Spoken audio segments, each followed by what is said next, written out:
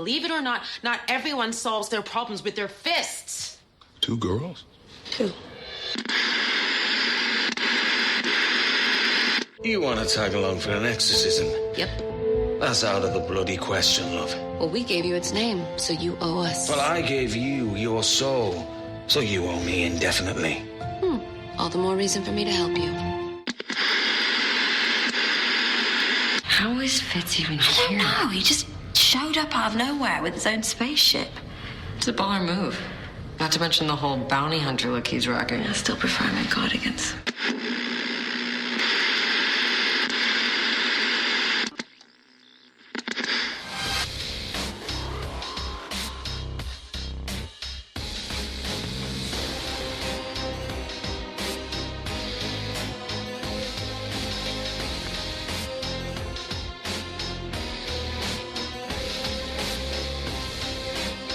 You can get the volume up. Come on. It's plenty loud.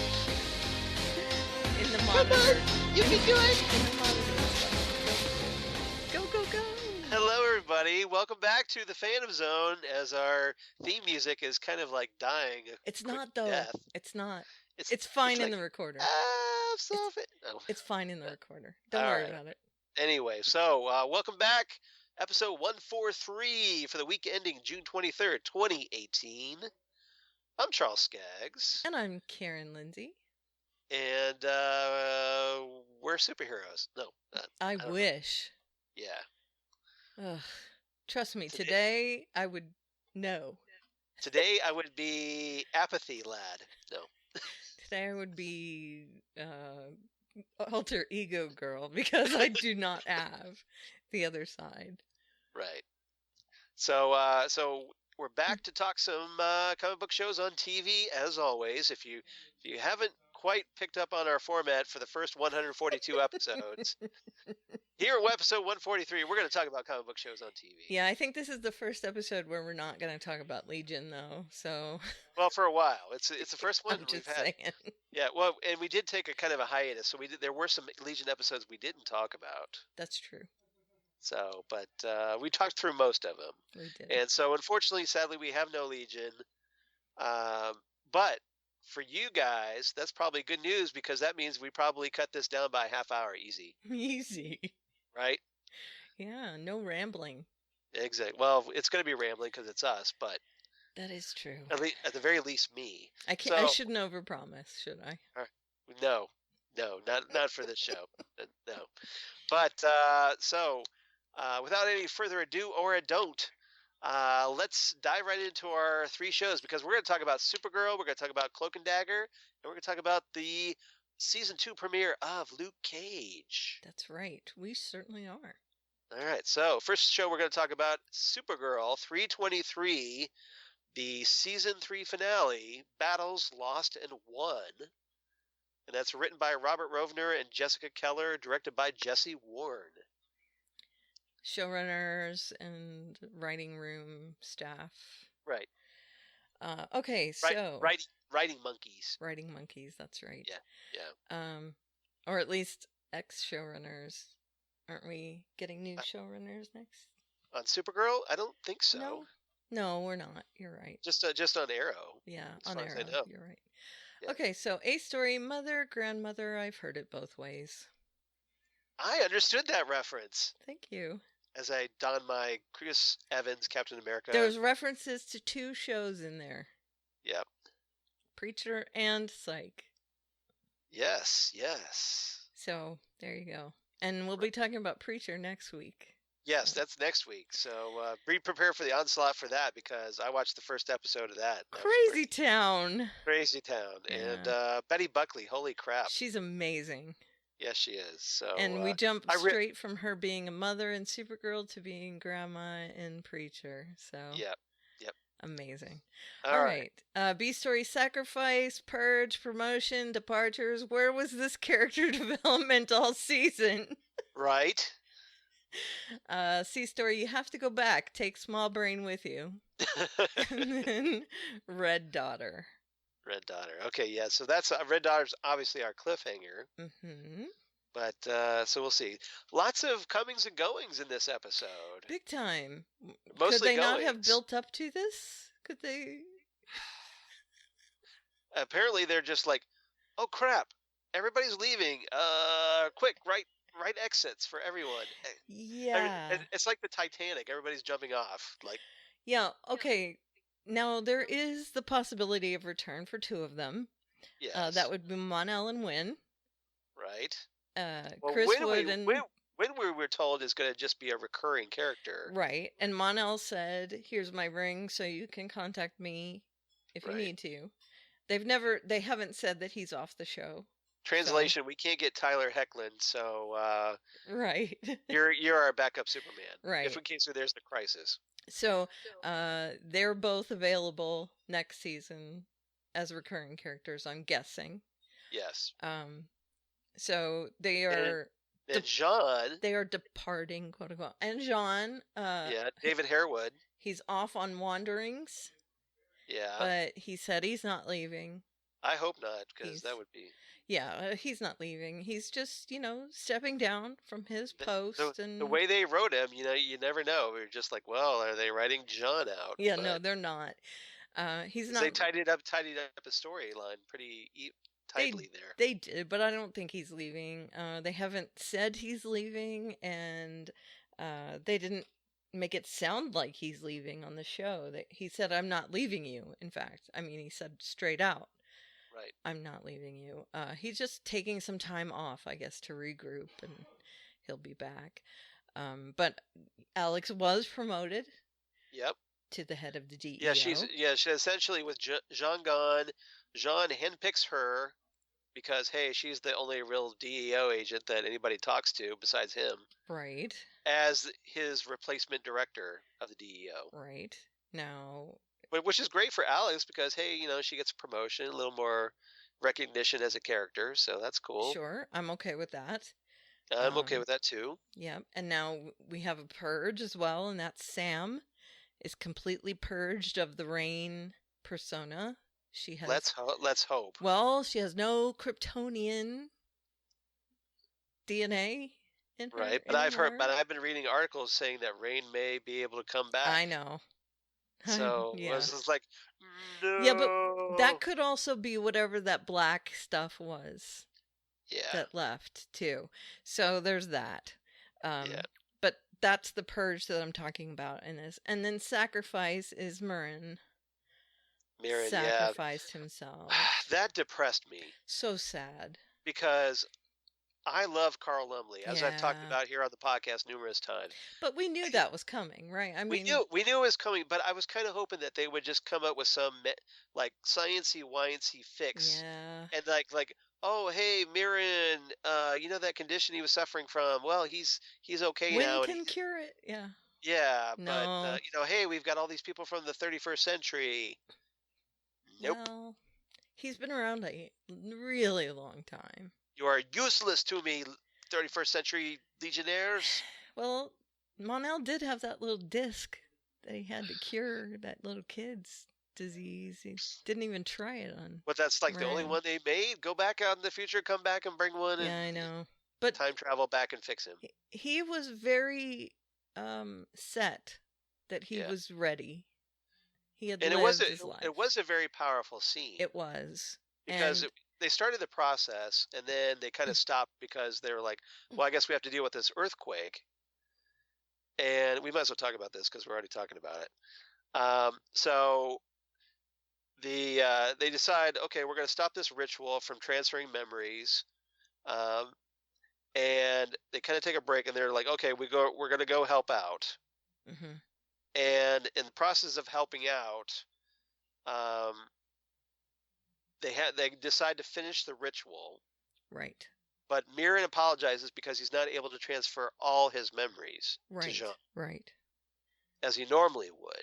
So he only gets which means that Jean's only going to have half a database to draw from. Yeah, which is sad. Yeah, but at least it's better than nothing, right? But he does get the first memory. It's more than humans get. It's true. Right? He does get the very first memory of creation. Right. Which is awesome. I mean, imagine if we could do something like that. If we could pass down memories like that. That would be insane. It would. Um, I think the world would be a much better place for it that would be. because you'd have all those lifetimes of experience. Hmm. And you really couldn't get away with anything, right? Right. You Presumably, couldn't. like, yeah, if you were trying to, like, I don't know, kill your family member because they had something on you, Yeah, then it's like, you well, yeah, couldn't. Everyone would know. Everyone would know. yeah, Everyone would know everything. Yeah, and he did get to see like his birth and his life through his father's eyes which because has to that be was an really early, weird, yeah, that was an early transfer. right? And he got to see the uprising and all that. Presumably, it was chronological, Yeah, I'm assuming. But then he went back to the, the origin of the species, right? right there at the end. And then, of course, he saved the world. Yeah. So in the process of doing this, Mirren passes away, but his sacrifice helped trapped Rain under the crust of the earth Yep, and help save the day. that's right. Crazy. So Mirren goes out a hero. And again, like the best storyline all season. Yes, this was the best storyline all season, And and I will fight anybody that says otherwise because it was. I'll cut a bitch if they disparage that storyline. I'm not at that all. hardcore, but apparently you are. Yeah, I mean that storyline. I cried Yeah, when he died.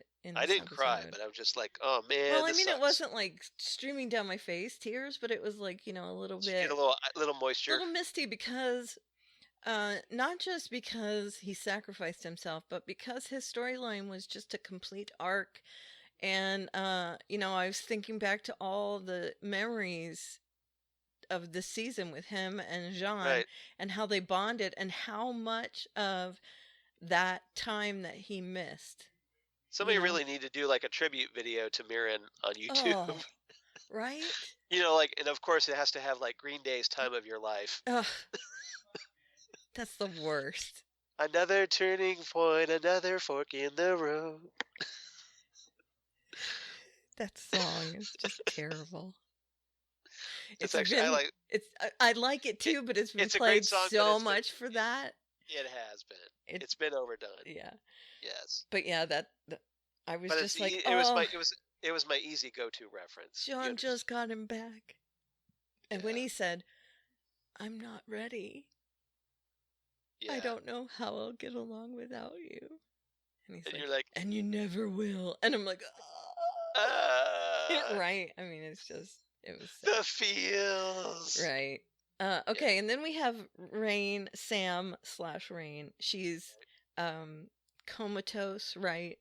And she goes into that dream world, and her Girlfriend in a coma. I know, it's serious. Now we know why her mother died. Right? Why the writers Yes. wrote her mother dying, because her mother needed to go into this dreamland area, this purgatory place, Right, to wait to for save her. her. Right. Yes. Knowing that, I don't know how she knew she was going to be there, but Who knows? who knows? Hand wave.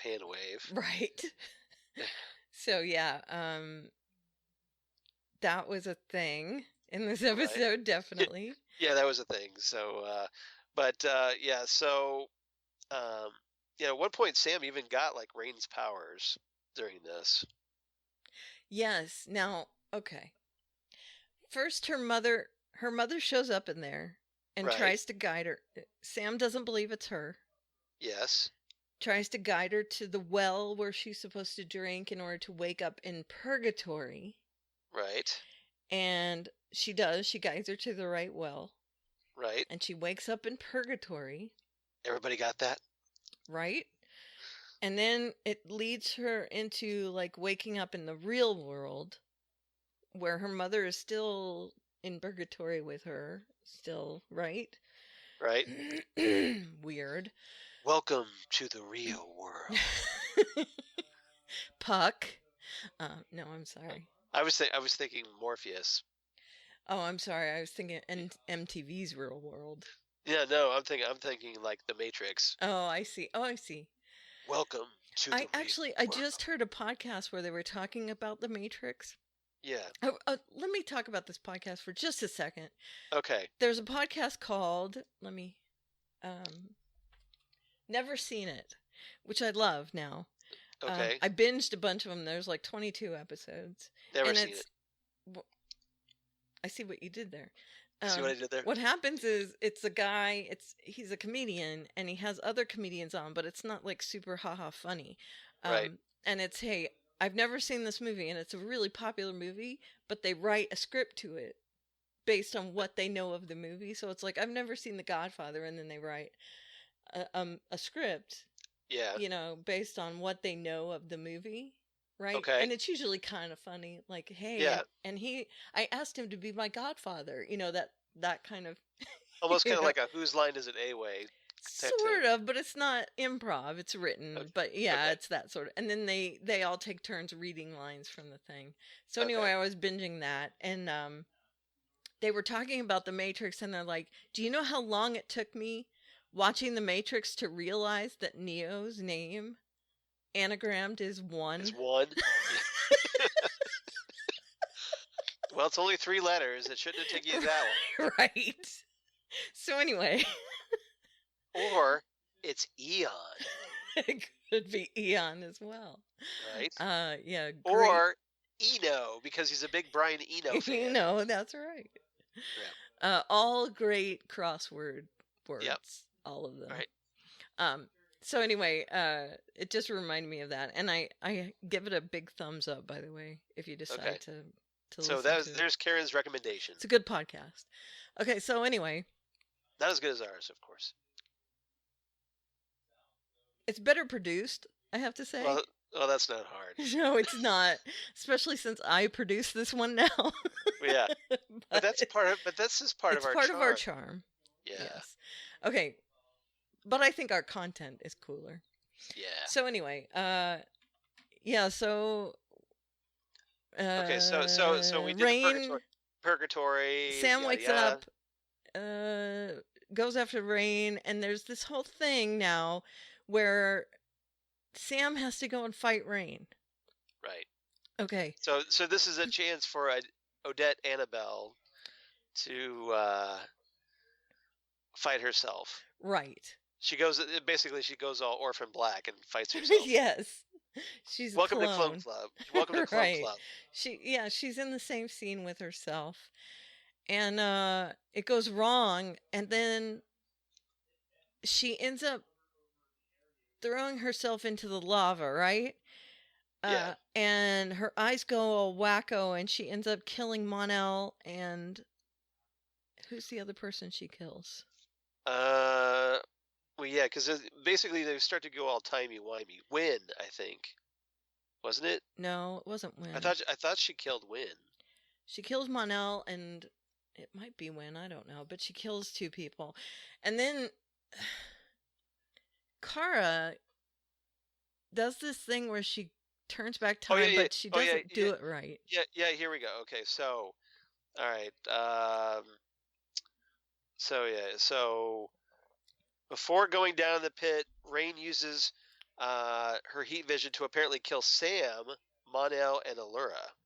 Allura, right. Allura. Yeah, so that's it. So Okay. not Win. My apologies. It's okay. But then Supergirl is like, she takes Mon-El's ring and then convinces Win to use the Legion tech to send her back in time, because Right. apparently now he's like the Doctor and he's like a big time travel expert. Yeah. Okay, so this is the part that I was like, no. Yeah. Now, why couldn't she just like remember what her cousin did and just do like the whole Around like the Earth. the bit from Christopher Reeve's first Superman movie and go whoosh whoosh whoosh Right. and go around the Earth? Fun little factoid: if you actually pay attention, he's not just spinning the Earth backwards. It just looks that way because he's traveling through time. Right. It's from our perception. Right.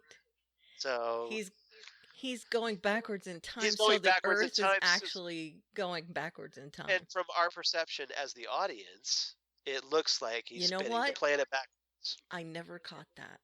You're welcome. He's not spinning the Earth. That's the explanation for that. He is going so fast. For everybody rolling their eyes at Superman spinning the planet backwards. He's not. He's not. He's folding time, which makes the planet spin He's breaking the time barrier. So for him, he's just whooshing around the planet, and then as we're watching the events from a distance, our perception of that is that he's spinning the planet backwards, but he's not. Because time is going backwards. Right, exactly. The Earth's rotation is reversing. So he's doing like what the Flash would do to go back in time. Yes. He's piercing the time barrier. That makes so much more sense. You're welcome, because, hey, I'm a physics geek, and I pay attention, right? Especially comic book physics. Yeah. So, which is always dubious at best, But what Supergirl does is weird. Well, yeah, because essentially she has they use a technology to kind of send her back. They do this though. Yes, a hand wave. Yes, hand wave. Yes. For all of those out there in podcast land, you can't see Karen waving her hand. I just did hand wave, essentially. Oh, they can't see that or hear that. I know, but we explained it afterwards. Okay, so yeah. So she goes back, essentially like reverses everything. Right. Like stops Rain from killing everybody.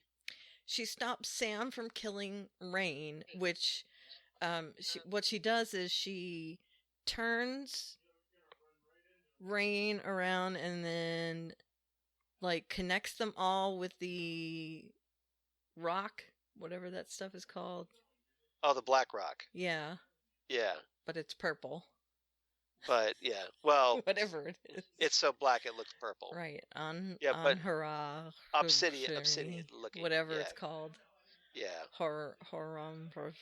Black Rock is actually a Superman bad guy, so I'm wondering if we'll get a version of that at some point. Black Rock Mountain is a dungeon in WoW. Okay. And Ankarak is a dungeon in WoW. Okay, I was wondering where that name came from. I thought you were kind of like hacking up some phlegm there. No, I'm trying to think of the name of the rock. It's called Anharam or something like that, right? Okay. Yeah. It's some weird name. Now, how much cooler would this episode have been? Much more powerful if those deaths had actually stuck. This is what I'm saying. Like, you would have been like, holy crap, I can't believe what happened on Supergirl. Yeah. Instead, you're just like, oh, she fixed it. They hit the reset button. Wah wah. And in such a stupid way, too. Yeah. I mean, it was a dumb way. Right. Yeah. So what could have been a really cool shock. Yeah.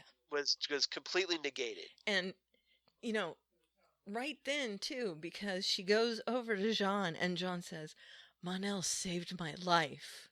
Right. And that is completely wiped away with what Kara does. So yeah, that whole thing is just wiped away, and that's whatever. Yeah. And then they get back, and okay, Imra. Right. Imra's supposed to tell Kara and Mon-El that Mon-El has to go back to the future, but she just blows it off. What is that about? Mon-El, you've got to go back to the future. That's what you have to go back and take Small Brain with you. Yeah, exactly. Okay. What is with her blowing it off? She does it in this really cute pixie voice. Yeah. What? Baby doll voice. Why did she blow it off? I don't know. What was the point of that? Because then Brainy comes in. Yeah.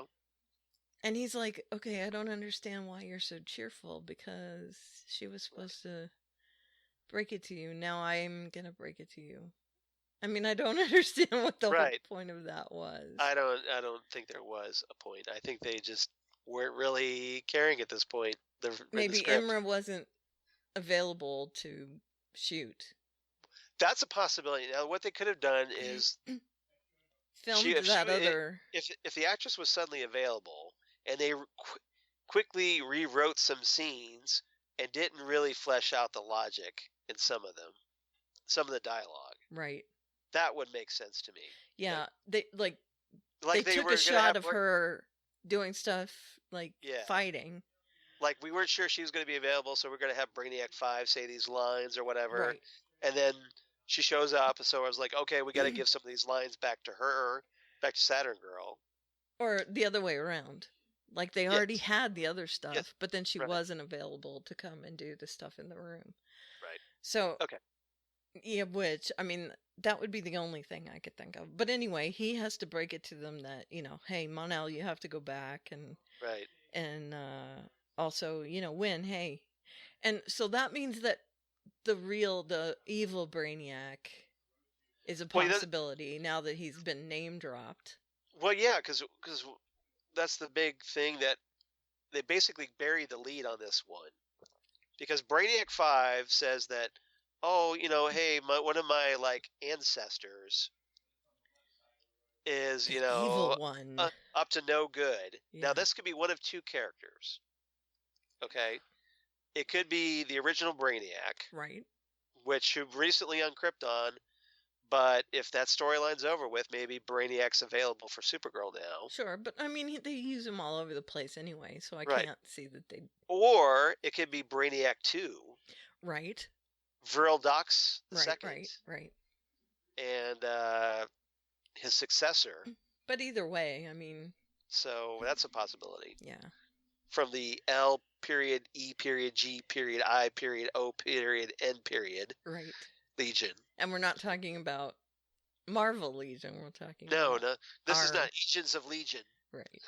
Yes. Right. Agents of Legion. Yeah. Or FX's Legion. Right.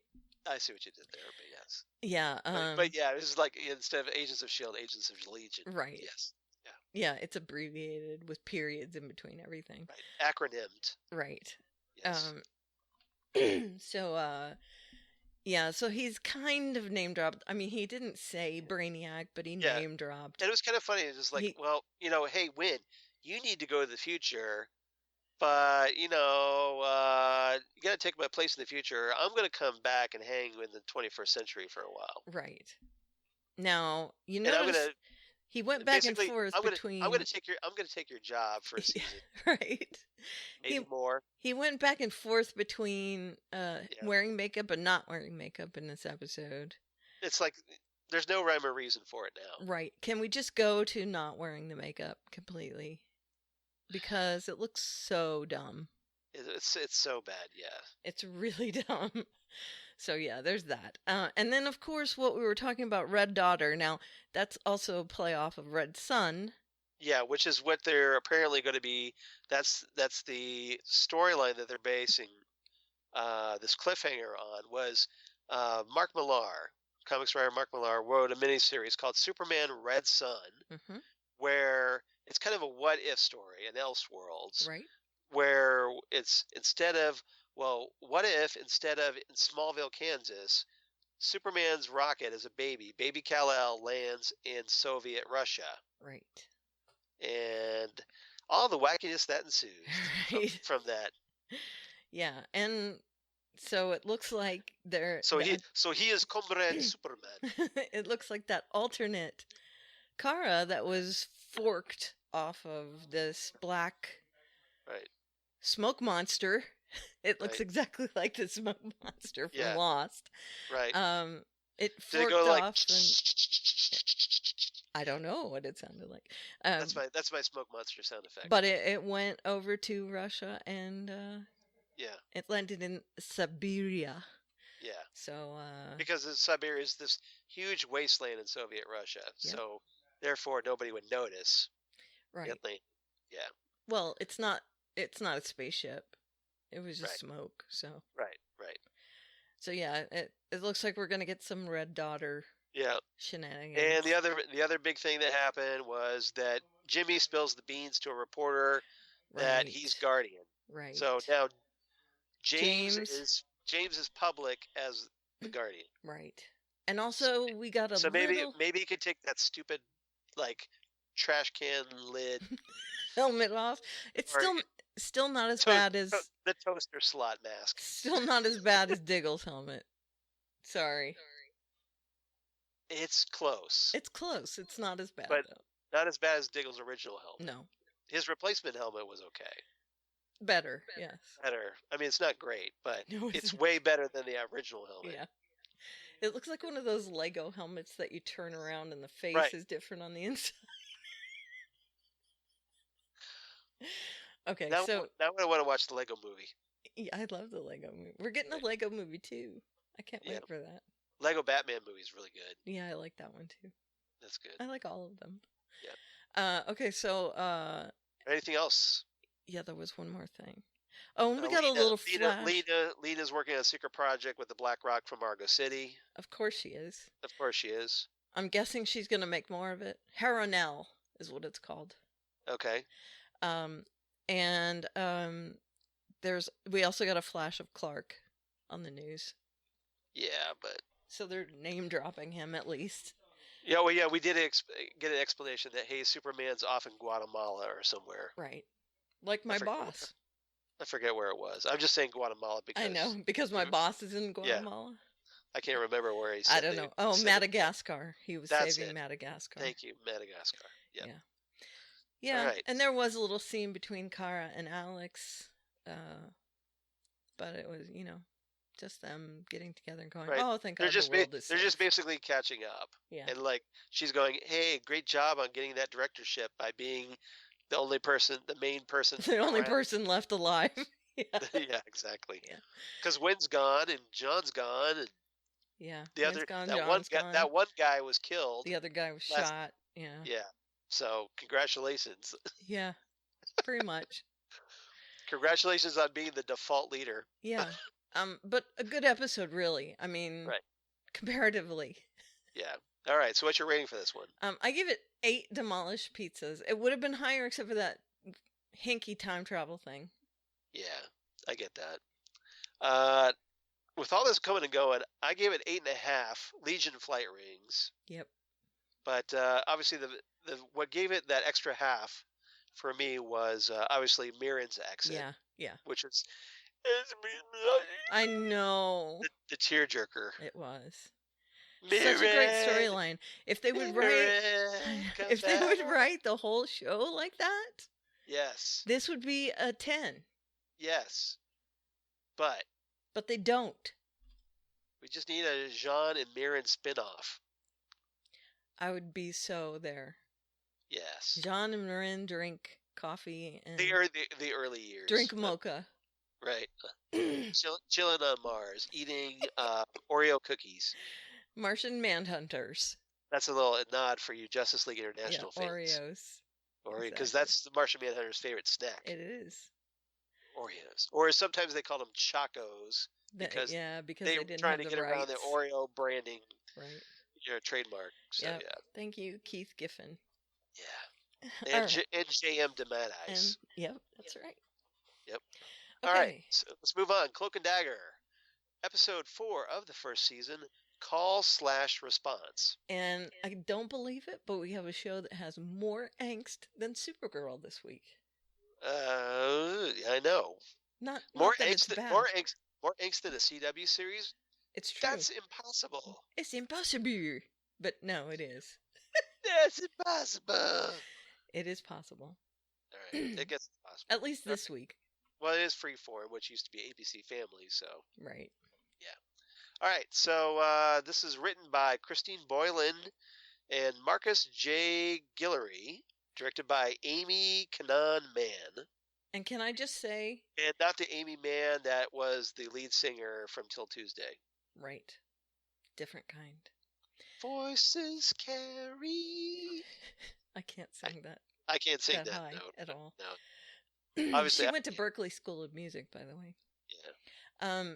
The title of this episode is Call/response.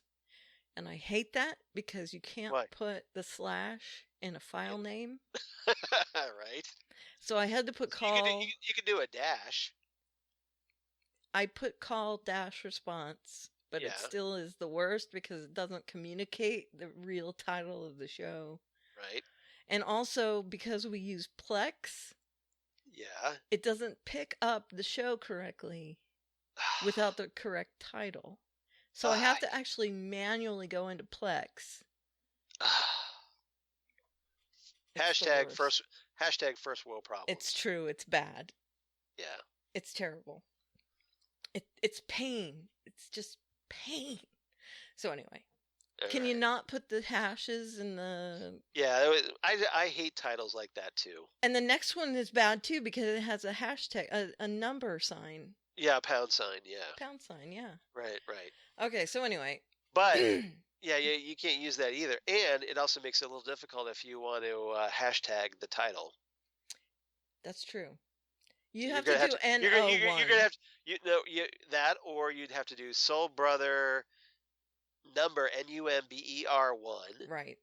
Or NO 1, like you. Right. But I put it in the file name as NO1. Unless you just did Soul Brother 1. See, that doesn't make sense. It's Soul Brother number 1 is the title. Yeah, so you'd have to type out number. Right. So I put NO1 for the title in there. And I put call dash response for this one. So anyway. So just get your title straight, people. If any writer ever listens to this, can you just not put in these weird characters? Just don't. Writer, raise his hand. Okay, yes, but I'm talking about writers that already write for these shows. You already know. Oh. But I'd be preaching to the choir for you. That's okay. You know what I'm saying? I know what you're saying. You already know. I'm talking to the people that are bad. Right. Bad writers. Bad writers. Okay. All right. Okay. So, A story, B story, C story. Yes. yes. A story, taking confessions, because they are confessing to each other in the church. Right. B story, good guy Greg. Yeah. Because that's a meme. Right. Right? Isn't that the name of the meme? Good guy Greg? I'm not familiar with that meme. What is that meme?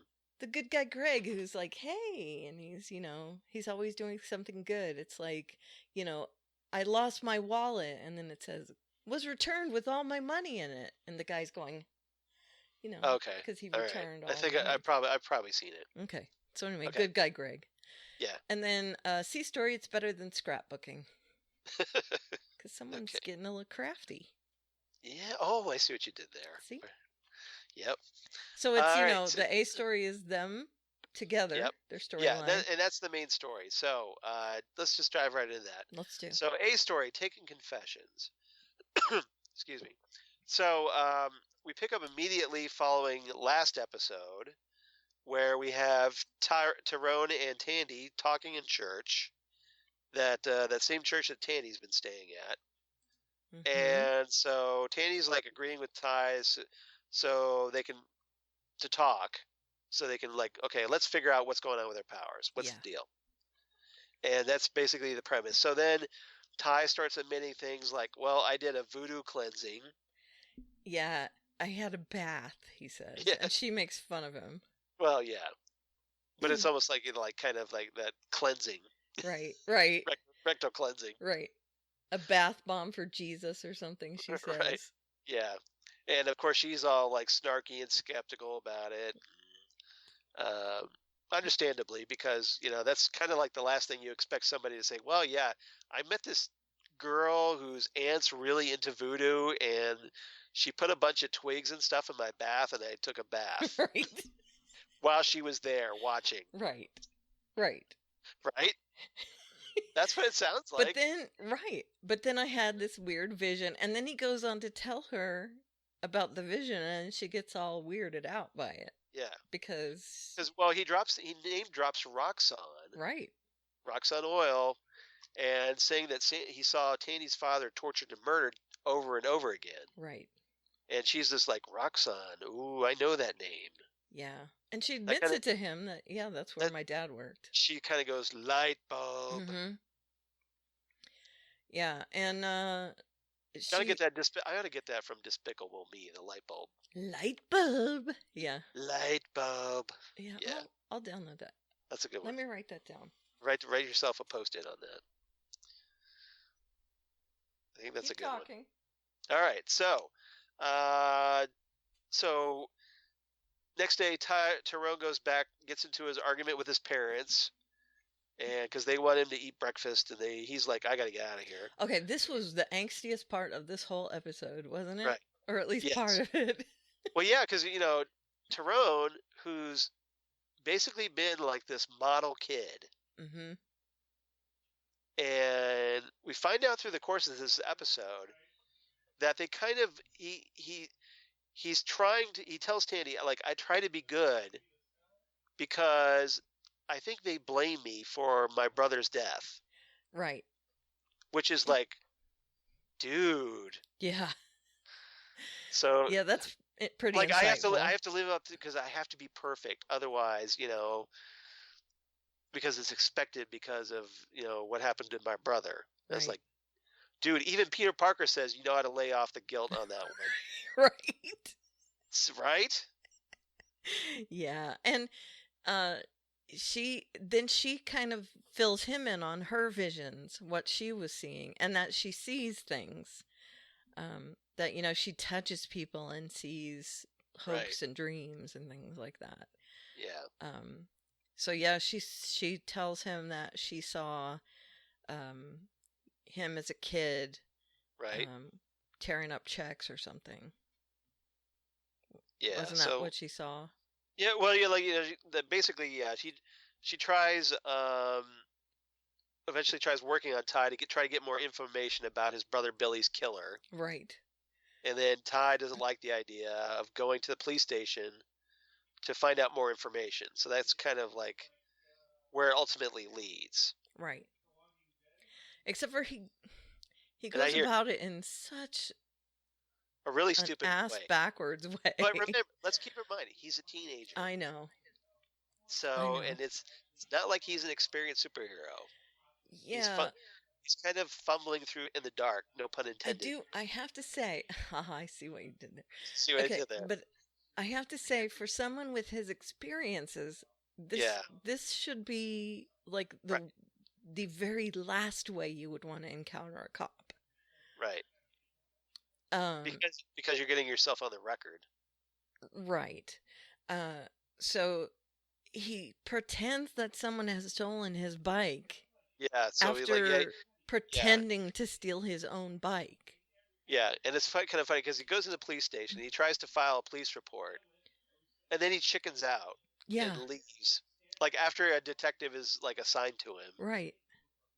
And just before he goes to speak with the detective, he's like, I'm out of here. Right. And he bails. And then he comes back. Then he comes back. He's like, oh yeah, hey, can I talk to that detective? Can I talk to him? And he points out the detective, and I'm like, right. Dude. Right. You're the worst at this. Well, it's his first time, okay? I guess. How many times has he, have you lied about your bike being stolen to the cops? Never. Exactly, because you're smart enough not to do it, for one. Yeah. Right. Yeah, I wouldn't do that. That's why. Because you don't. But it is real, though. With the police. Like, he comes up with a stupid plan, and he realizes it's a stupid plan, and he gets nervous about it, and he chickens out. Right. So that's kind of real. Yeah. And he should have stopped right there. Right. He should have, gone on himself going, man, that was dumb. Now, was it in between these two times that his dad catches him with the bolt cutters? Well, this is after he chickens out the first time. Right. So he goes home, and he gets confronted by his dad. And then his dad's like, my bolt cutters are missing. Yeah. Have you seen them? No. Well, what's, hey, your backpack's looking kind of lumpy there. Let me check that out. Yeah. And he actually, Tyrone grabs the backpack from his dad, and his dad grabs it back, pulls out the bolt cutters. Lie. You got caught in a lie. Again, don't go in the house with the backpack with the bolt cutters in the evidence, yes. Ditch them before you get in the house. You're a lying liar who lies. Right. Walk around the back of the house, put the bolt cutters down. Just leave the backpack somewhere else. Right. Then go in the house. Whatever the then thing go is. get the backpack. Yeah. Just, don't show up around your dad with the Don't have stolen... the evidence right there, Right. laying on the table right beside you. Right. Because I'm assuming he doesn't keep the bolt cutters in the house, right? Generally, I would think. They're So... probably in a tool shed. Right. So don't bring them in the house. Right. Because that's just begging to get caught. Now, here's the thing, though, because his father, Otis, gets all upset because he's worried that Tyrone is going to end up like his son Billy. Right. Because, hey, that's what started with him, is he started cutting chains on things with the, bolt cutters. And it was like a sign he was hanging out with the wrong guys, and... Yeah. One of the great comments, I forget, was it you or somebody that said, okay, he makes this comment that there's only, 2 things you can do with bolt cutters. And, to, cut chains or, to steal stuff. I don't think it was me. And it was like, well, what about cutting bolts? Isn't that another use? It wasn't me, but that's pretty funny. Right. Yeah, there's a lot of things you can do with bolt cutters. Right. But his dad was all insistent about it. Yeah. It just seemed like a really dumb thing. That's really funny. Yeah, cutting bolts. Yeah, that's what I always said. I would have probably got smacked for it. Yeah. But... Yeah, he was smart to shut up there. Yeah. It's like, don't sass me, boy. Yeah, Tyrone is just a big dummy in this episode. He's an angsty dummy teen. He's broody, but he's awkward broody. Yeah. Yeah. I don't like how he talked back to his parents that morning, and I'm not saying that it's I think unlike a teen. I mean, yeah. it's very teen-like. Sulky teenager. Go figure. Right. But he did it to go make out with his girlfriend, right? And to go cut the bolt on his bike. Well, because he just stay out of my privacy, stay out of my life. And he takes one piece of bacon. Right. I'm gonna take this. He scrambles to take one piece of bacon. Right. Now here's where the episode gets really weird. Mm-hmm. Okay, since we're on the subject of Tyrone and his father, let's go into this. Yeah, what was that thing out in the street? Is this what you're going to talk about? Well, what I'm going to talk about. Okay, so Otis. Okay, he drives his son somewhere he's never been. Right. Really, they show him crossing the tracks. Right. To the other side of the tracks. Literally the other side of the tracks, yes. Literally. And he says, okay, don't speak unless you're spoken to. Right. And there's a cookout outside, and there's a bunch of people around. And then Otis gets out of the car and he starts speaking this chant or whatever. So weird. This reciting this dialogue. Yeah. And apparently you find out that Otis is part of this group called the Wild Red Hawks of the 9th Ward. Right. And there's kind of a tense standoff. The other guy, the cookout guy, comes up to him with a switchblade, holds it up to his throat. Mm-hmm. And then it's just like, oh, man, how you been? Right. So weird. They bro hug and everything. It's just and then a woman in a hoodie comes over with a phone. You shouldn't be cooking with coals here. Sorry. Yeah, that's pretty funny. Yeah, no, yeah, there's this brotherhood thing. But it was weird, right? It was like they were all beat poets or something, right? It's just, the implication here is that they were really old school gangbangers. Yeah. Back in the day.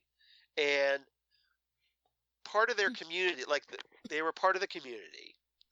So the way they kind of show that goodwill toward the community is that they participate in the Mardi Gras parade. Right. If I understood this right. Yeah, that's what it sounds like to me. That they've reformed. So now, in order to do that, they Well, just part of their thing. They've got they've got a public face. Right. And they're like, okay, see, we're not all bad. We're not just a blight on the neighborhood. Right. So we're going to be in the parade, and we've got lead scout guy, we're going to call Spy Boy. Right. And he's apparently supposed to go out and make sure there isn't trouble up ahead. Mm-hmm. And then they kind of allude that the Spy Boy is also kind of like the guy on the streets that goes out to make sure there isn't like any Trouble. rival gang trouble. Right. Like no one's trying to infringe on their territory. Right. And they come back, basically go out there, where it's dangerous or whatnot, and come back with this information. Right. If I understood that right. And that they were training his brother to be that. Right. Mm-hmm. Billy. Yeah. So Billy was being trained, but then Billy was killed. Right. By the Popos. Mm-hmm. And so now. So let me ask you a question. Yeah, go ahead. His father thought that he was hanging out with the wrong guys. Right. But they are gangbangers. Well, maybe this is why. Former gangbangers? So who was he hanging out with? Was he hanging out with the rival guys or what? Or maybe Otis didn't want him in that life. Except for he's in it. And now he's bringing his son and his other son into it. Well, I think what happened. This is my take on it. Okay, correct me if I'm wrong here. No, I'm willing to take any insight into this whatsoever. My insight is that Otis was in the life, got out of the life, didn't want his sons getting in the life, right? But Billy went ahead and somehow hooked up and was starting getting involved with shady guys, right? And then his crew, I guess, recruited him somehow. Okay. And they were training him to be the spy boy. And then Billy dies. And I guess whatever reasons, Otis wasn't going to come back. Like he had severed ties with the group. Right. But in order to teach Tyrone a lesson, that he brought Tyrone to the group. Okay. That's my take on it. Okay. Does that sound plausible? Sure. It does sound plausible. I just don't know where it's going from here. It could have been a lot clearer in the script. I agree. But, I just want to know where it's going to go from here. I saw that he was not happy that he picked up his brother's cloak. Right. Which ties into that. Yeah. Very nicely, I think. So yeah. And obviously there's a lot of foreshadowing with this. Mm-hmm. Because Tyrone, I guess, they've got these costumes for the parade. Right. And they're beaters. Yeah. Which is awesome. They do needlework. Yeah. And one of these cloaks that Tyrone is kind of like, okay, that's kind of cool. Mm-hmm. Turns out to be his brother Billy's cloak that he was working on before he got killed. Right. It's in this closet of like unfinished and abandoned projects. Yeah, right. So Tyrone decides, I'm going to honor my brother by finishing this cloak. Mm-hmm. Now Otis is not happy that he picked that, but when Tyrone explains it, he said it called to me. Right. And he kind of relents at that point. And especially when he says he wants to finish it in Billy's honor. For his memory, yeah. So then he relents and is like, okay, let's work on this together. Right. Which is exactly the way to handle that. Right. It is. I mean, there's really no other way to handle that. You can't say no. Yeah, if you say no, he's just going to do it anyway. Right. So yeah, and that... It's of course going to be his costume. Right, exactly. And of course, eventually because it looks just like his cloak costume from the comics. Right. That kind of we have the blue and black striped cloak. Right. Now we have Cloak and Dagger. Right. She's got her dagger. She's got her daggers. He's got his cloak. And she learned how to use the power of her dagger in this episode too. Right. So we kind of get one step closer to proper cloak and dagger. Exactly. Which I like. Right. We're moving forward, which is great. Yeah. Now the good guy Greg storyline. Yeah, why don't you talk about that since I talked a lot sad, actually. Now, we thought he might be kind of a douchebag, right? I mean, yeah, a little bit. But apparently in this episode we learned... Well, that was fair because they go on this coke binge using stolen money. We talked about this. Yeah, and I'm guessing there is a part of him that is a douchebag. Well, he's And also cheating on his cheating wife. on his wife, right? Right. But we learn that he's also unhappy. They haven't had a good marriage from day one, They're apparently. estranged. Yeah. And he's just waiting to finalize a divorce so that he can be with her mother. And when she touches him, she sees this wish of his that, like, he can marry her mother and be with them and be a family and have a nice house and all that. And so I think she was surprised by that. I think she was completely Because I think she was surprised expecting, by okay, that. this guy's going to turn out to be a complete liar. Right. And then it's like this honest reaction, like, yeah, I just want a decent family, and I'm not getting that now. Yeah. And so And she I would decides, I would love to raise Tandy as my daughter. and that's the vibe she gets from him completely. And so she decides right then and there, well, I've seen who you are and who you want to be, so I guess I'll trust you. so now. let's try and figure this whole Roxanne thing out together. Right. So she goes to his office and they try and, get all the evidence together, and she helps him, with all this stuff. And he talks to her about his life and his family and how, he used to be an assistant DA, but because of, whatever addiction, whatever Right. shoot is, Nice is recovery there. dogging him, that Yeah. he's had a hard time of it, and so this is what he does. And really he's just a decent person that has fallen on hard times. So Tandy is helping him out as much as she can. And they had kind of like because originally before she touched him, she warned her mom to stay away from the guy. Right. She said, Right. he's just using you. Yeah. So she comes But home. now she's like, yeah, Mom, you might want to hook up with this guy. He's actually a decent guy. Right. Well, she comes home and her mother's like on the couch, all strung out again, and Right. despondent, and she Drinking. has broken it off with Greg. And she says, "No, call him back, get back together with him, whatever." Yeah.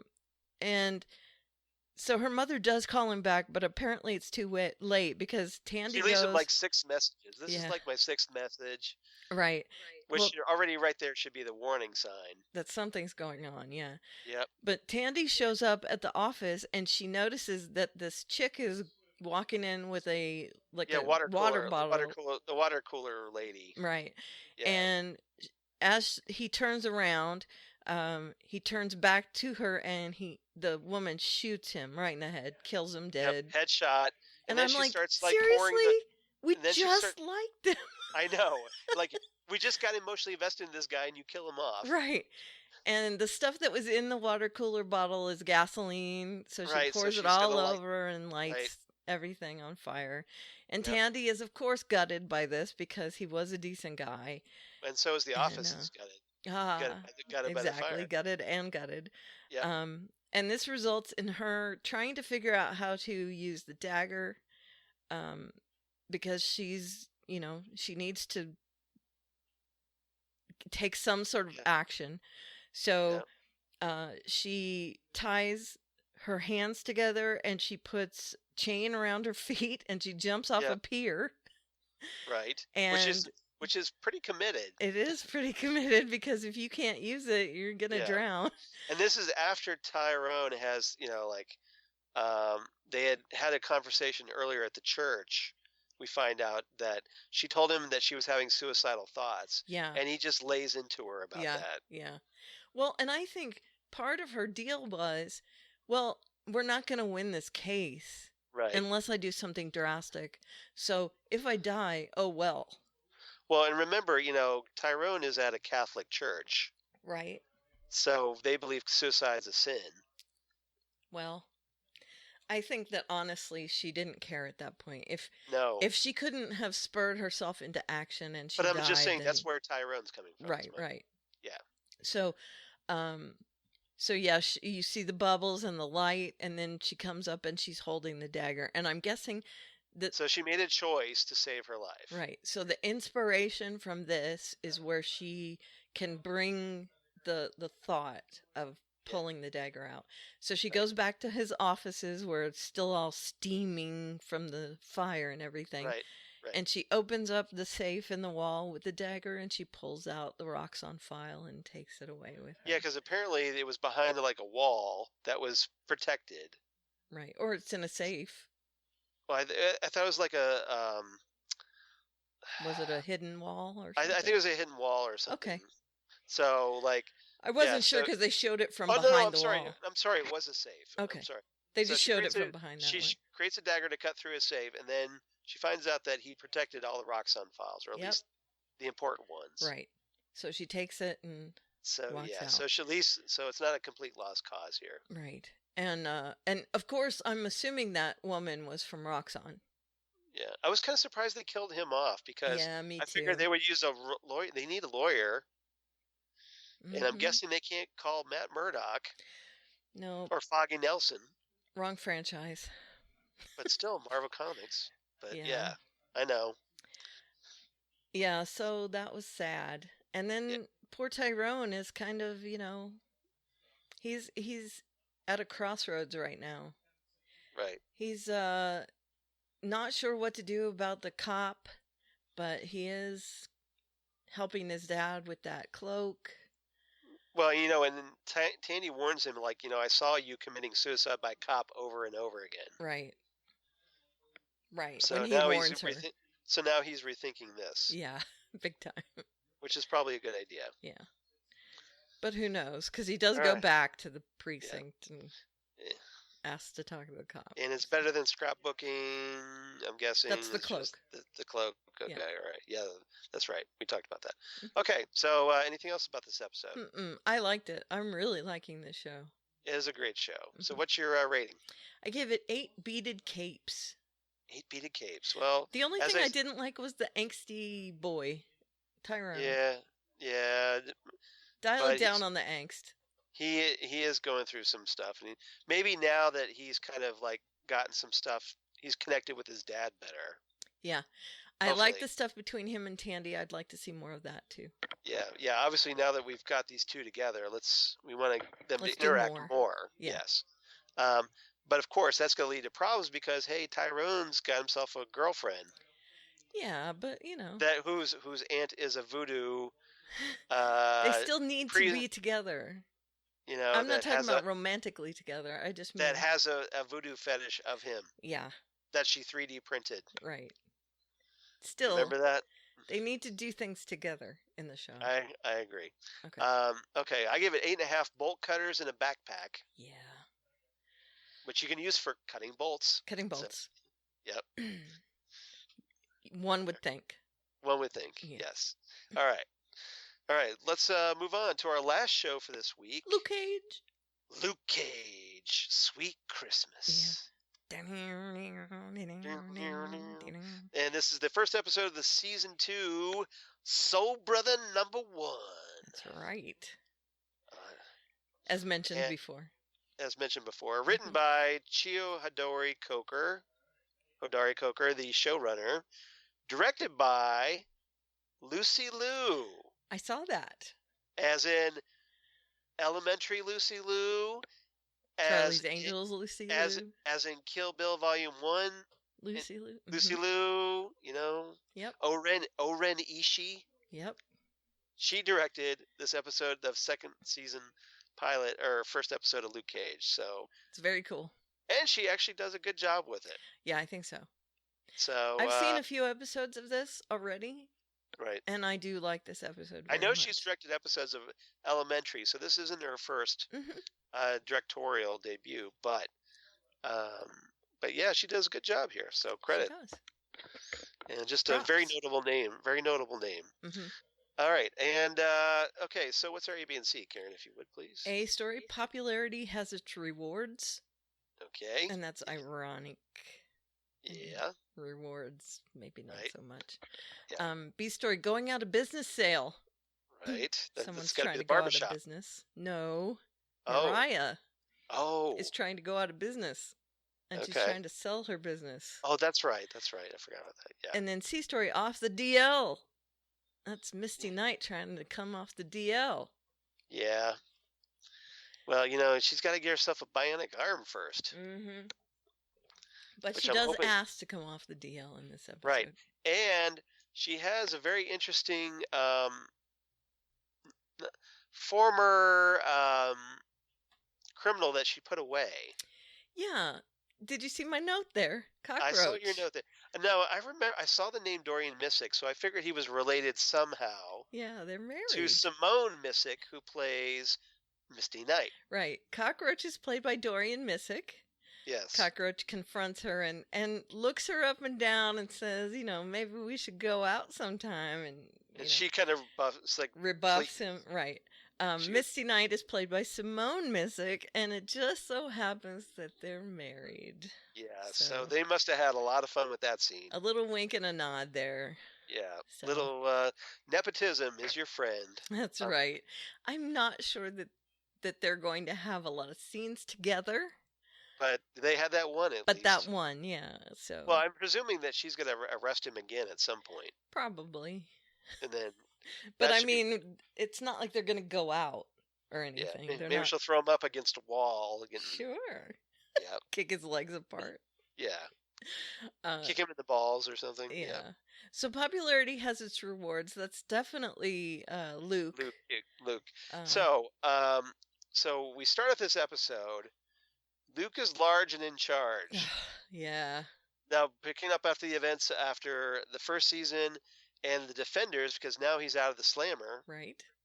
So they took care of that little season 1 cliffhanger. And he is legend in Harlem And now. He is, because, hey, he kind of, helped save New York City. And Harlem in And, particular. exactly. So, so basically word's gotten out about Luke. Luke is super popular. He's got an app. Yeah, he's got like an app that's following his progress around Harlem. Right. And The Luke locator or whatever. I can't even remember what it's called. yeah, I forget what it's called.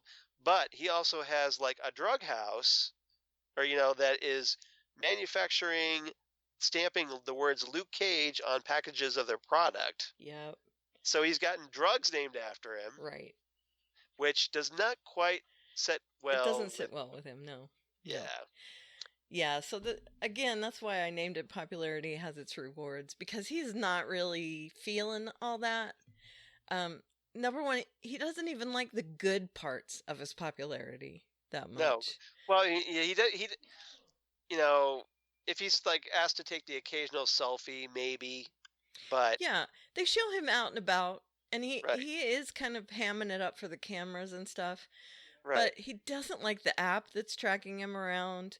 No, because he's Um, just like, I don't want people knowing my whereabouts, and I don't want people using my name for drugs. Right. And there's weirdos that keep coming into the barbershop filming Yeah. themselves, and they're like, get out, you idiot. White guys, Right. right? And that guy was totally like Like it was overboard white. Basically, like he was hunting Pokemon. in Yeah. Pokemon Yeah. Go. Kind of.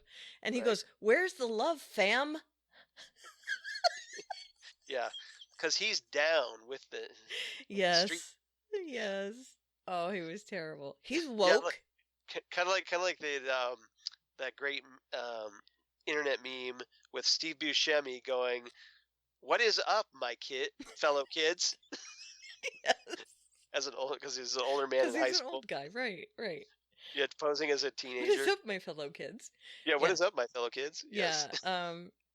I'm totally woke. Yeah. I know exactly what is up with you. Yes. I mean, he's just very, very super white, and he's got a camera and he's filming it, and Yeah. yeah. Yeah. So and they so say, basi- "I'm just surprised a bulletproof white oh. man hasn't shown up yet." and they got the one guy at this young kid at the barber shop, D.W. Griffith, who's played by Jeremiah Kraft. He's hawking T-shirts and basically trying to merch Yeah. Luke's name. Yeah.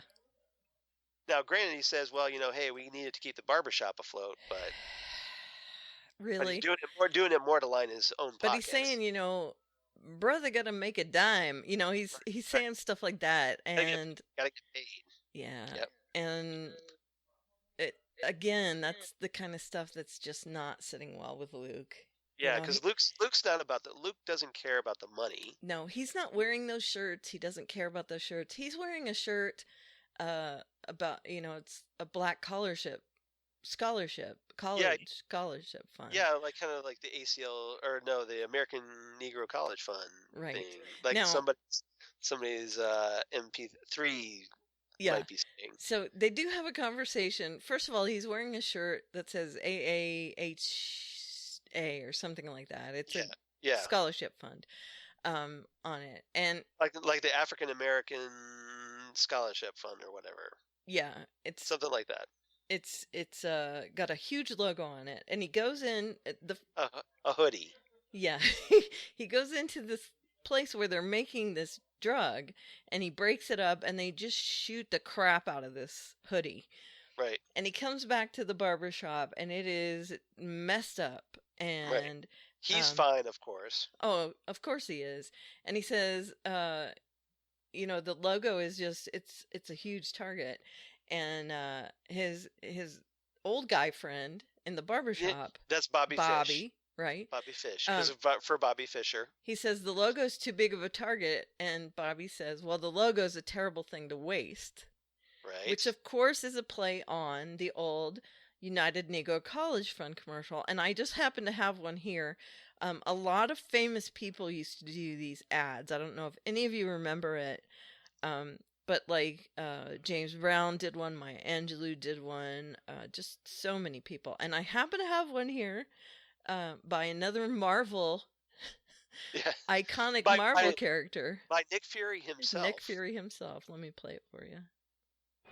Please support the United Negro College Fund, because a mind is a terrible thing to waste. So Bobby says a logo's a terrible thing to waste. Right. So obviously it was a great little nod to that. Right. So I just wanted to shout it out because that made me laugh out loud when I heard it. I knew that was exactly what they were going for there. Right. And it was a long way to go for a joke.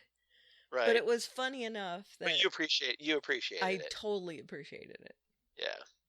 And which is kind of funny because like I just tuned it right out. I didn't even didn't even register. I mean, you know, like I was just as soon as he said it, I went just like that. Like I understood it, but I didn't stop to think. It was about so funny. Yeah. So anyway, just all this stuff that they're trying to promote. He's trying to do these like charitable things, but everyone else is trying to profit in his name. Right. And then Bobby Fish is on his case about like you need to make some money because the landlord may be raising the rent, and we got insurance that's going up because they destroyed the barbershop twice. Right. Because go figure, like a superhero in a barbershop is kind of like really bad. It's a bit of a liability.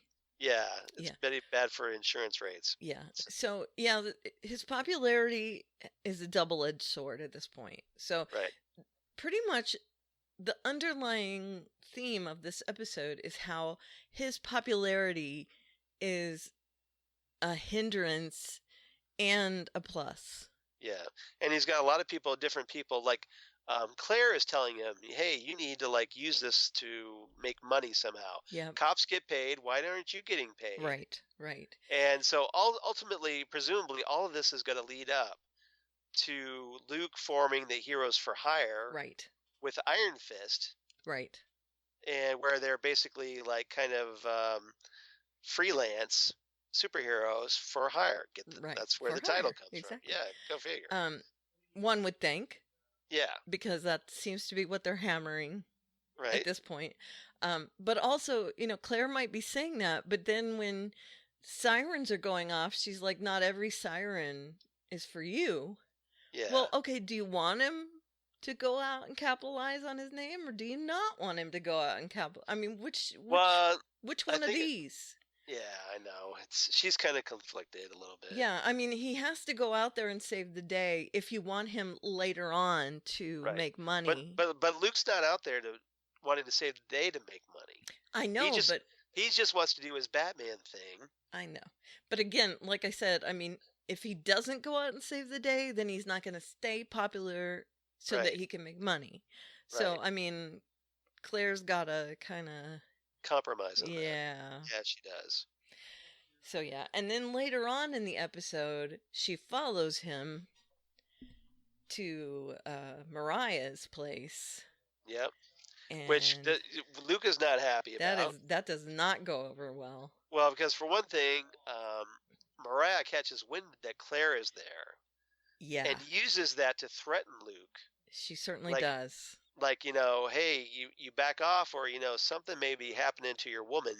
Yeah, she says, "I love that dress she's wearing. It would be a shame if something happened to her."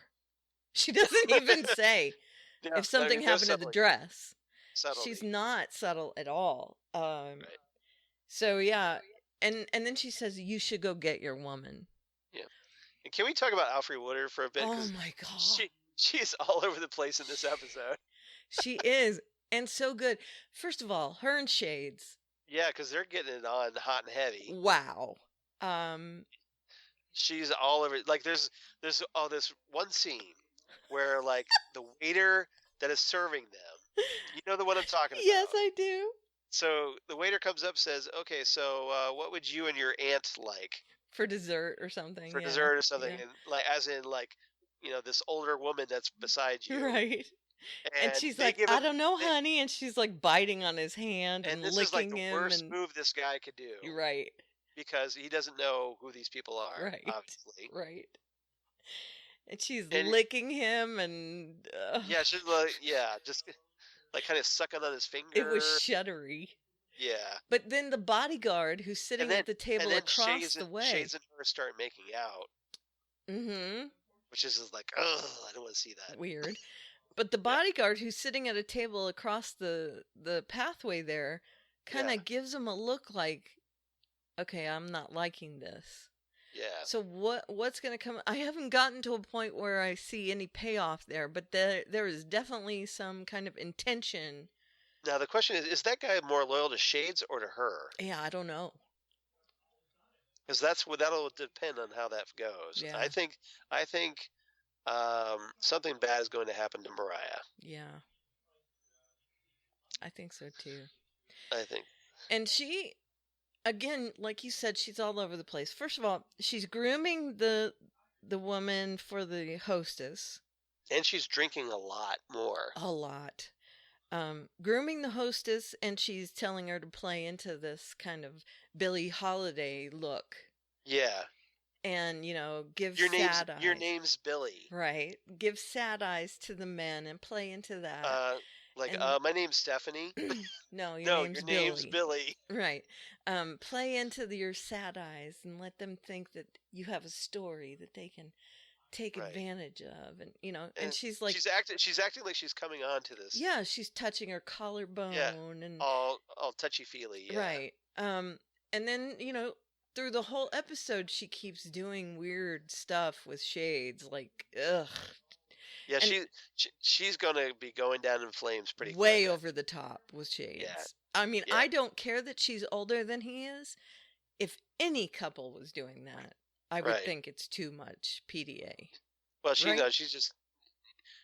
If you're trying to get people to respect you, It's she's too going much. out of well that and everything else. She's going about it completely the wrong way, Right. and I think it's going to cost her as a result. I agree.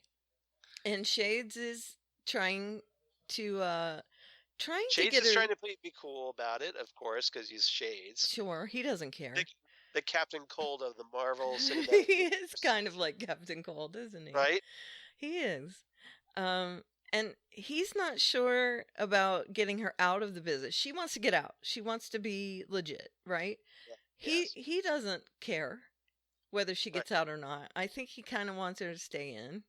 Yeah, He just wants her to sell off a painting and maybe keep all their assets, keep their business. So because I'm sure he likes using the club as a front. of course. And he probably has some side stuff that he wants to get going. Right. But they listen to this guy named Piranha who has some insider trading info. Right. And he wants them to get money. And Like to a plastics company that he wants her to buy into. that was going to be one of my titles. One Yeah. word, plastics. Because that's a line from The Graduate. Oh, okay. One word, plastics. But anyway, I thought that might be too old of a reference. Yeah, a little bit, because I didn't catch that reference. Yeah. So she wants to go legit. I don't think Shade wants to go legit. I don't think anyone else wants her to go legit. No. So she meets with all these other mob guys, and they all want to buy her out. She doesn't, Right. she's like, I don't know. None of them seem like viable options to me. Yeah. Uh, So yeah, we get kind of like an idea of the gangs they're used to run the area, including the rivals, which were like Shades, Comanche, and Romeo. mm-hmm. And then there was like a Jamaican gang out of Brooklyn called the Yardies. Right.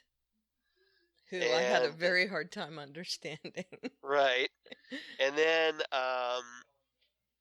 there's like an Arturo Ray, the Discount Furniture King. Right.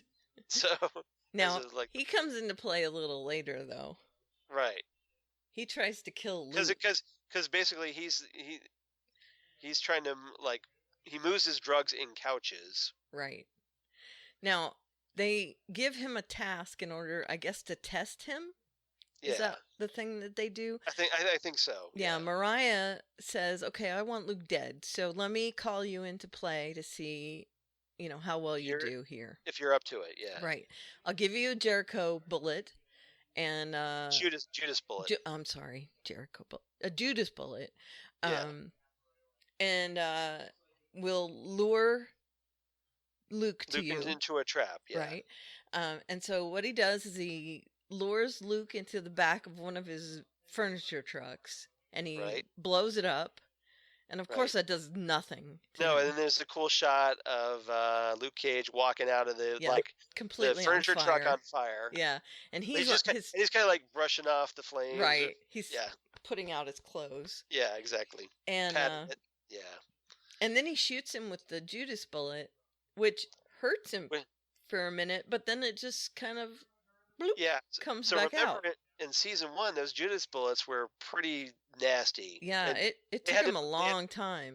And they had to go through a whole big process to get the bullet out. Right. They pretty much had to bring him back from the dead, right? Yeah, then they put another one in him and stuff, and so it's just like now the Judas bullets just bounce right off. After he resurrected, so apparently he's strong. He's stronger than ever. Right. More invulnerable than ever. So what he did now, his little buddy, DW shows up with a camera after tracking him. Right. Which.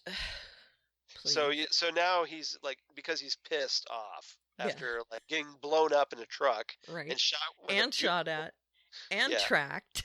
So now he basically DW's filming him and he says, "Wait a minute, okay, put the camera up." Yeah. And he throws down the gauntlet. Right. He says, "Okay, look, here's a Judas bullet. It bounced off."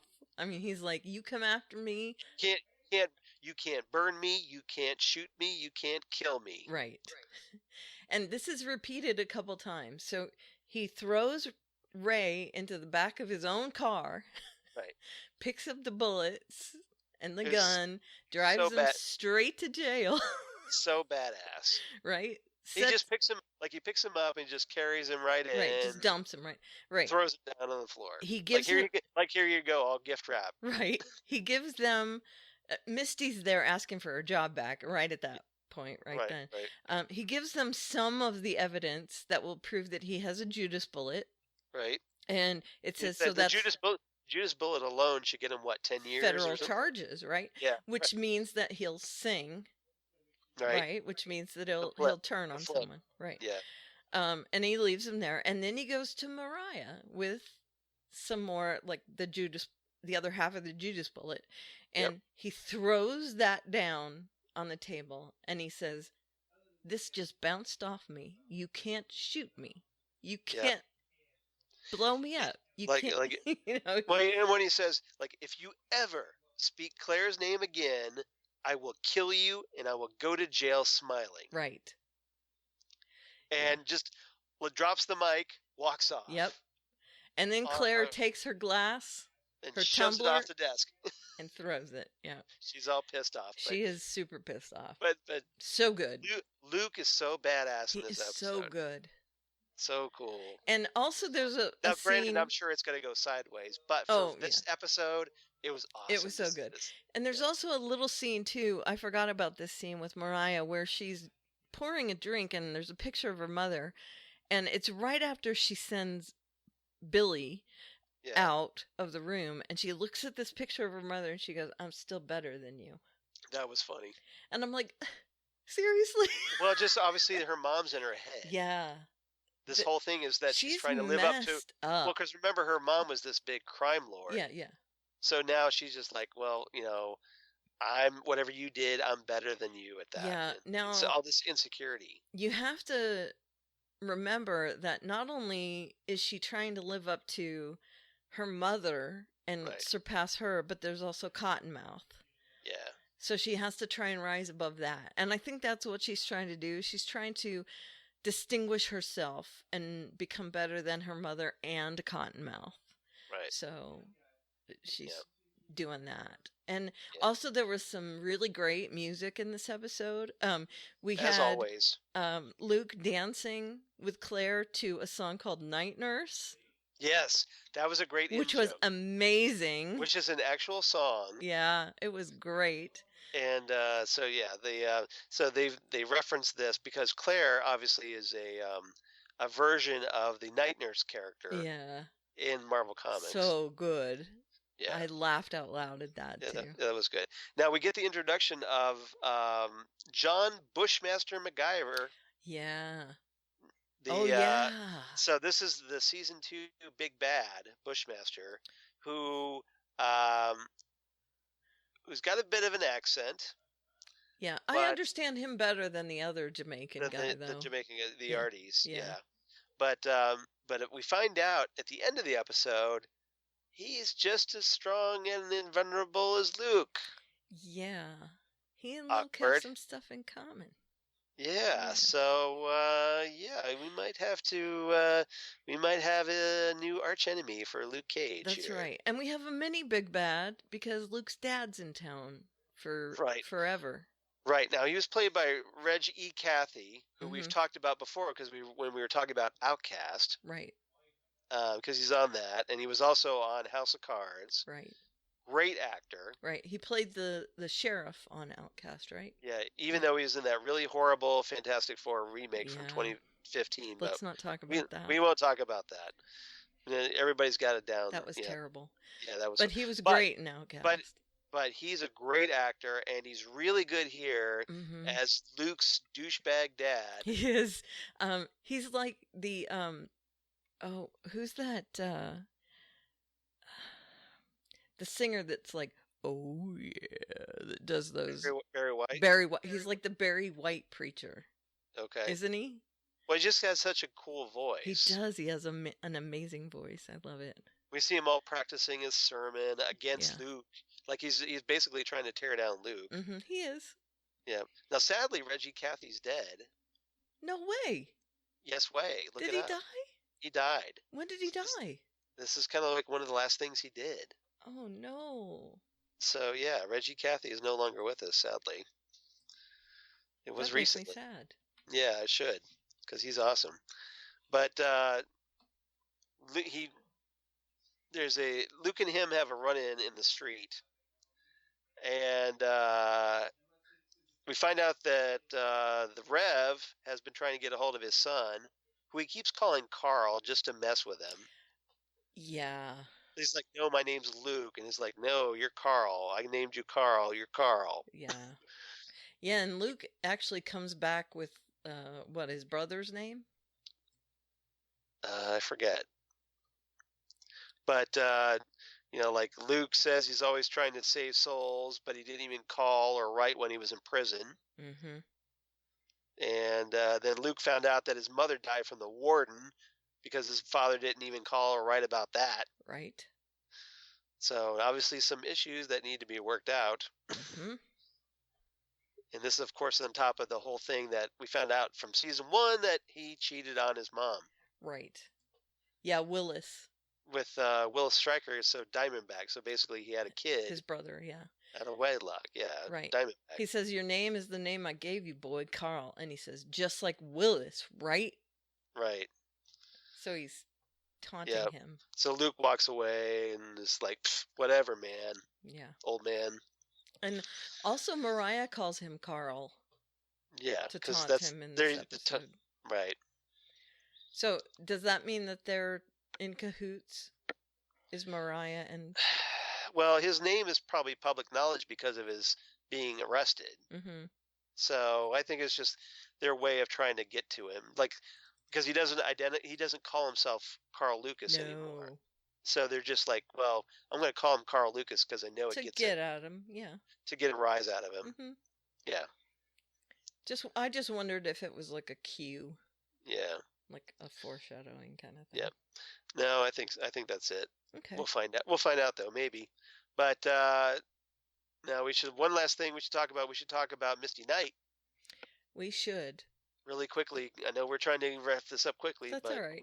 we got to talk about Misty Yeah, Knight. we should. Yeah, so she has a run-in with Cockroach Yeah, because he Wh- was let go because of her partner that arrested him without Yeah. cause, Yeah, we should- illegally.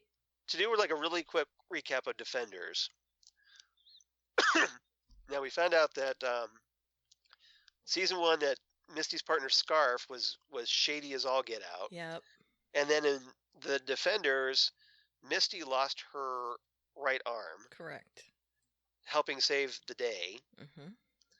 and she's been obviously benched as a result, and she wants to get back in the field, or at least she's starting. Well, she's kind of like feeling sorry for herself, Mm-hmm. but by the end of this episode, she's just like, I want my job back. Right.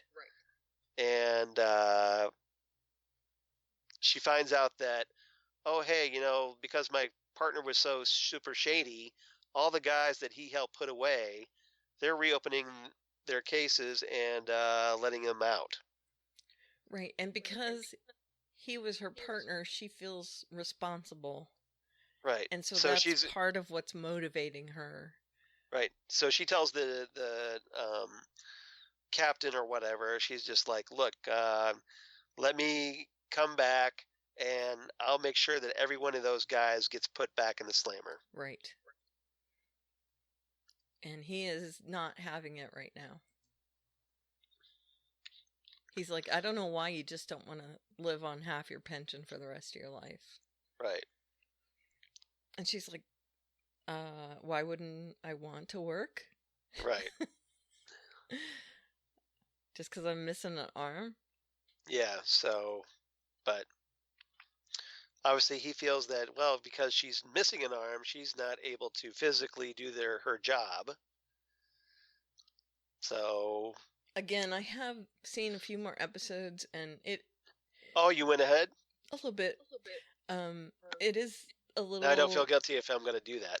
Yeah, because go I haven't ahead. done that yet. I'll All right. probably watch most of it anyway. Yeah. It is a little... It's a hindrance. Okay. But hopefully she gets her bionic arm before too long. We need Tony Stark in this continuity. I haven't gotten too far in the season, and she has it. So Yeah. does that All right. say anything Okay. to you? Okay, got it. All right. So, anything else about this episode? I don't think so. Okay, what's your This is rating? so good. 9 Basquiat paintings. And by the way, the name of her painting is called Two Kings. Right, and that was the painting that was in Diamondback's office. His office, yeah. The one that was where that painting is hanging now was the one that had Biggie with a crown on. Right. So one king.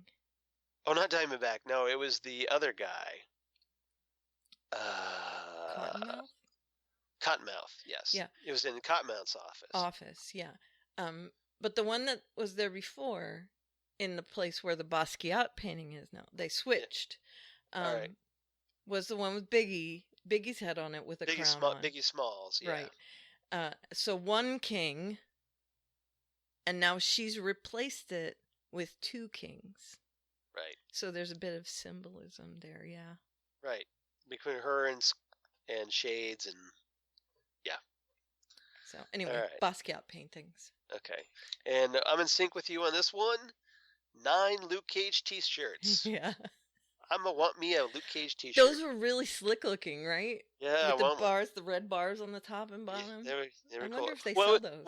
Well, the reason they did that because it's a nod to Run DMC's logo. Yeah. It does So look that's like why the it makes Run it cool is DMC. that Yeah. they did a tribute. And there's Cap. Yep. Later, yeah. They did Luke Cage in the style of Run DMC logo. One of the things I really liked about this episode too is when he goes into the drug den where they're making the drugs, he's like, "Wait a minute!" When they go to shoot him, and he puts his earbuds in, Right. and then he resumes fighting. It was Yep. so funny. I like it. Okay. Yeah, that was good. So apparently Luke Cage has become our new Legion, as we talk a lot about Have it. we talked too much about it? Well, Yeah, I'm we not going to kinda- go into the United Negro College Fund every episode, so Okay, I would hope not, because that would be kind of weird. that took up a couple minutes Yeah. there. All right. So do we have any feedback We from do. Justina? Let me play it. So hit it. Hi, Karen and Charles. Supergirl was amazing. Great action scenes, great character moments. I loved it. So way back in March when Krypton started, I asked Karen if the Brainiac on Krypton and Brainiac 5 on Supergirl would be related at all.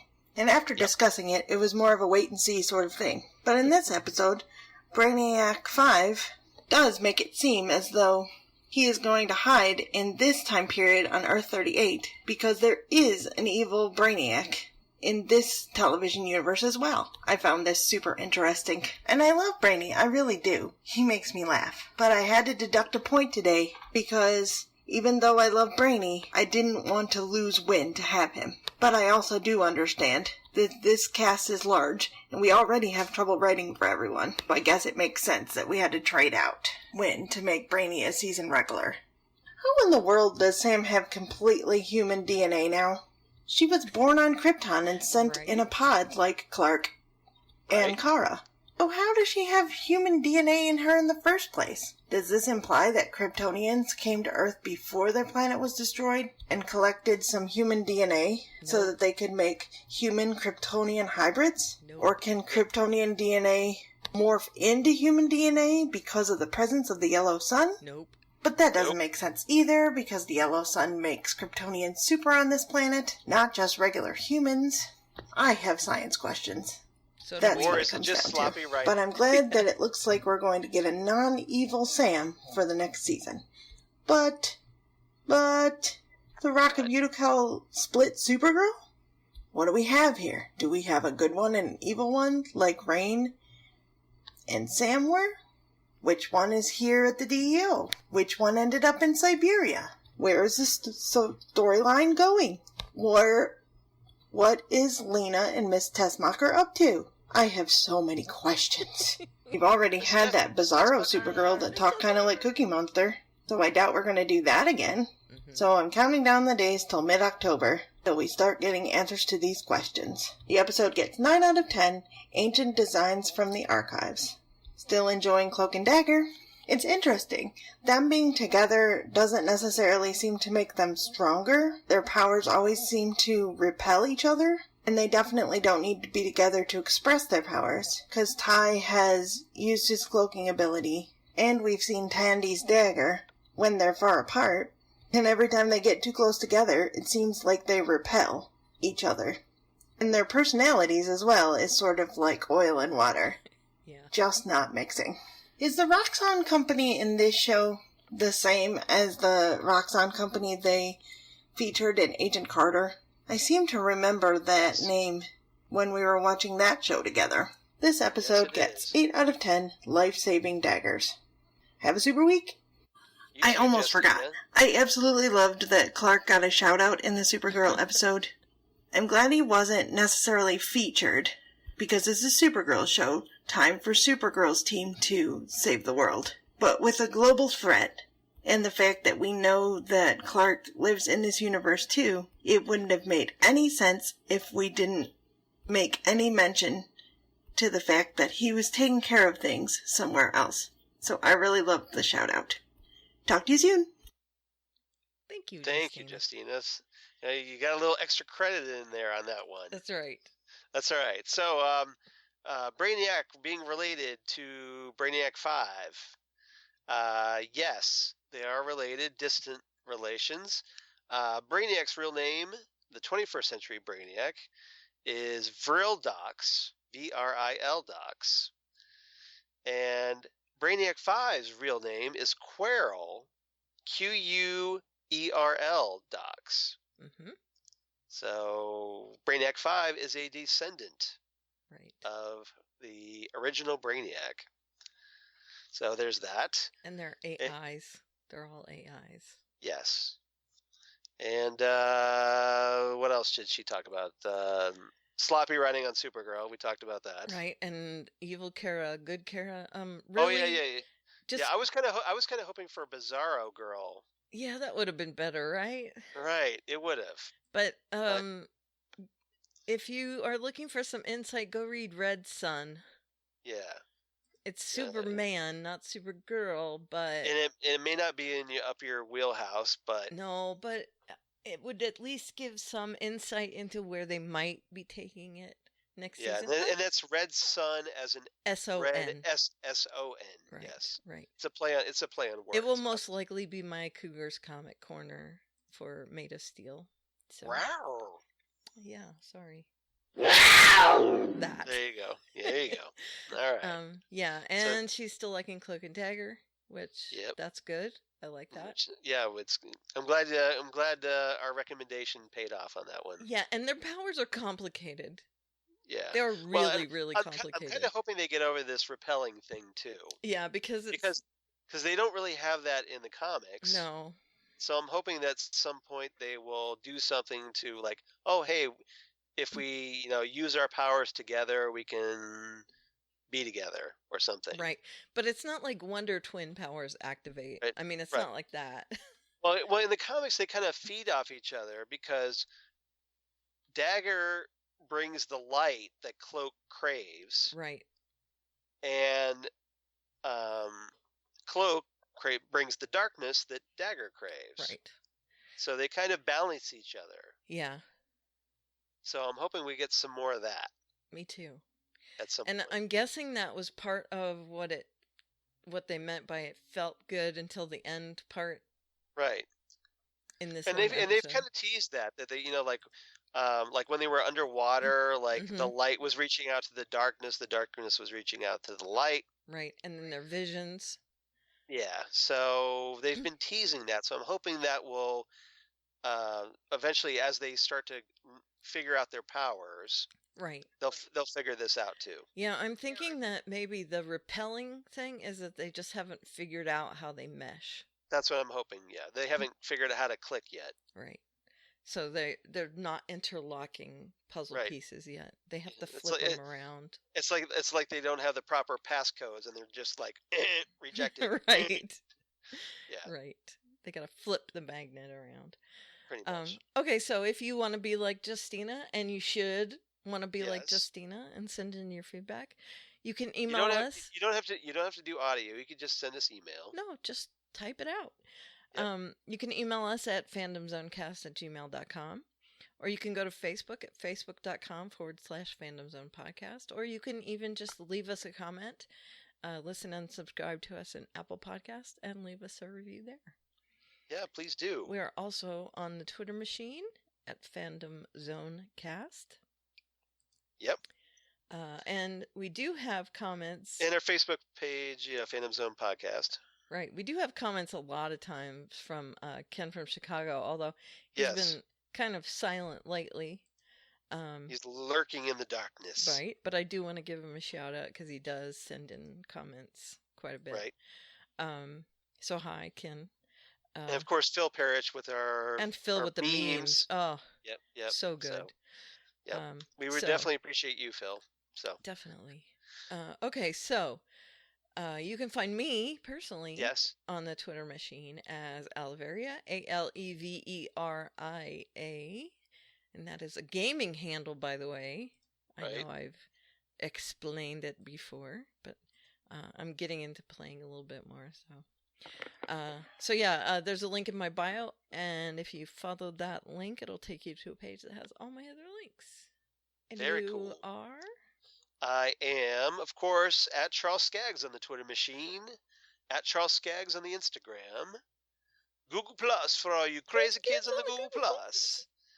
And Facebook, of course, at Charles Skaggs in Hilliard, Ohio. Or my blog of geeky things. Damn good coffee. And hot. Damn good coffee and hot. Where I talk about all the shows that we talk about here on the Phantom Zone podcast. And more. And then, of course, any comic books, sci-fi news. Just posted some latest casting updates from The Boys that's coming to Amazon based on the Dynamite Entertainment comic by Garth Ennis I'm so excited. and Derek Robertson. I'm so excited. Which I am really geeked about. So we finally have our 5th and final member of The Boys that was cast, the Frenchman. Awesome. So very cool. And they got an Israeli actor for that. Interesting. That's cool. But so as the Frenchman, they got an Israeli actor. But if you read the comics, the Frenchman may not even be French. True. Because he uses really poor French. Yeah. That gets debatable about. Yeah. They think he might actually be English, but. So between that and the news that the Lucifer people want to kind of spice up Lucifer to be on Netflix. Yeah. I've been giddy this week. Yes. Yeah. Supposedly they're going to be featuring a brand new character, which will upset the apple cart. Even though we don't know what that character's about. They also are going to take advantage of the fact that they're on Netflix. Yeah. That they were censored a few times that they wish they hadn't been. Good. So they want to take advantage of Netflix. Why wouldn't you want to take advantage of that? Right. And one of the notable things was him coming out after seeing Chloe naked. He came out naked, and they wanted to show his butt on TV, and they censored that. They even had to airbrush things out of the piano, a reflection. My wife Lori would be really upset about that. See, this is what I'm saying. Me too. And they said, well, they're not going to go full frontal or anything. They would very much show his butt on Netflix. Yeah, right. So, and Tom Ellis would be all over that. So, well, I'm sure he seems like the type that would, if you've got that butt, you'd want to show it off. See, this is again what I'm saying. To be fair, if I had that butt, I would show it off. Yep.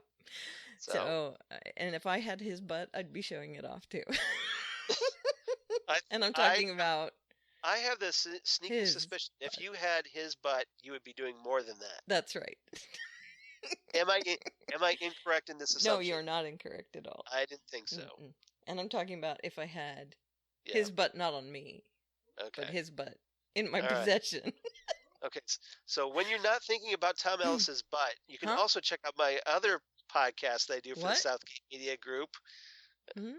Tom Ellis? Quiet, you. I'm sorry, go ahead. So the Next Stop Everywhere, the award-winning Next Stop Everywhere, That's the right. Doctor Who podcast.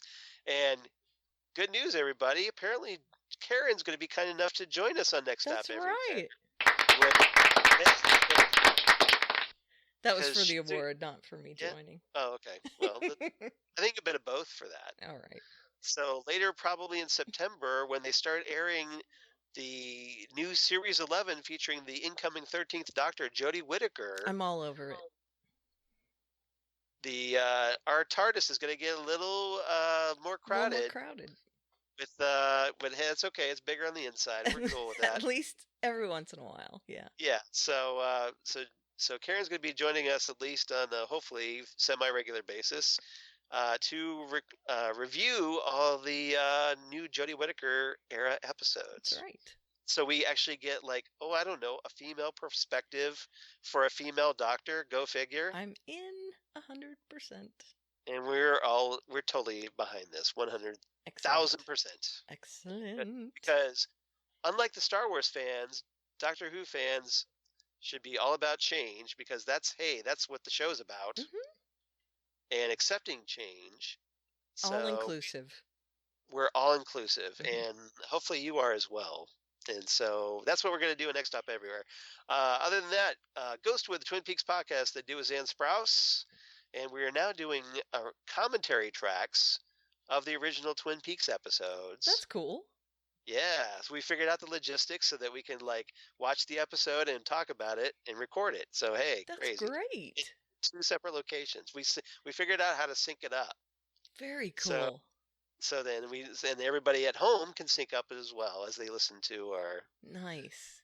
They want to do a listen along as they rewatch Twin Peaks. And you have the track playing?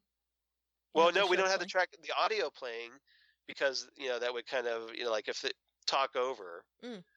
So what we do is we just have our audio. Okay. And then if somebody wants to have the TV on, quiet in the background, they can have us playing. Cool.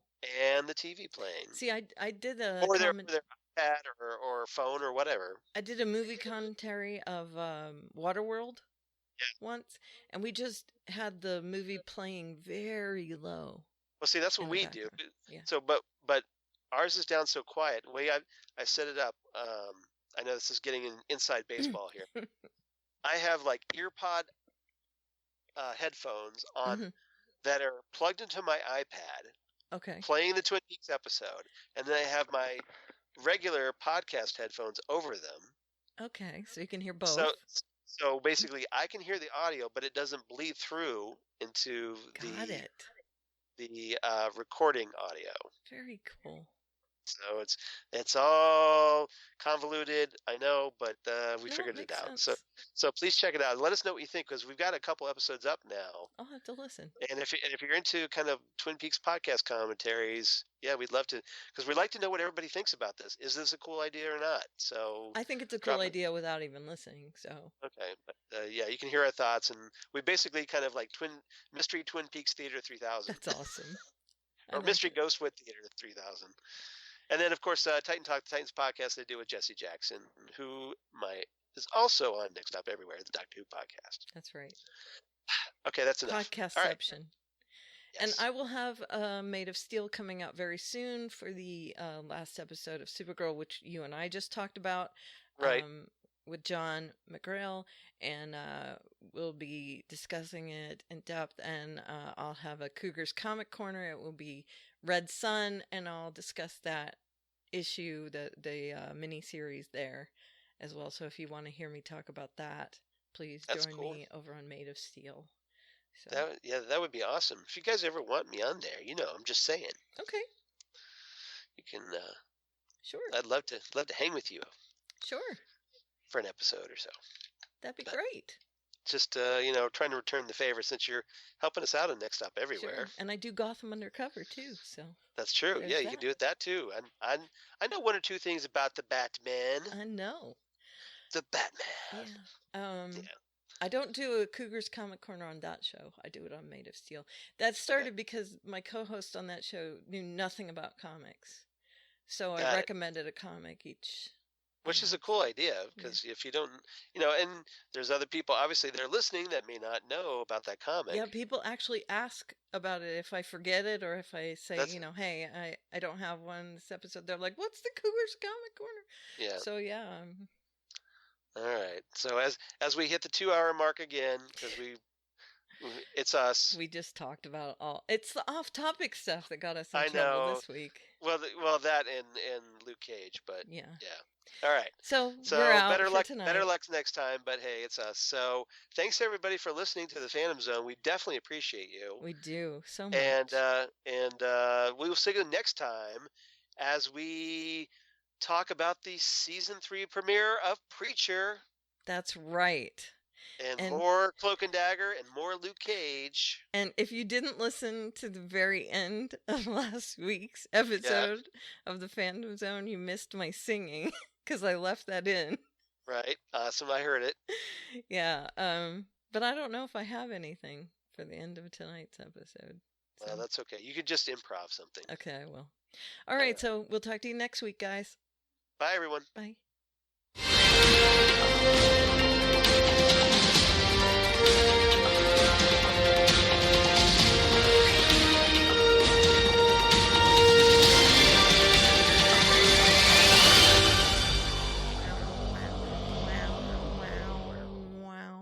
Bolt cutting.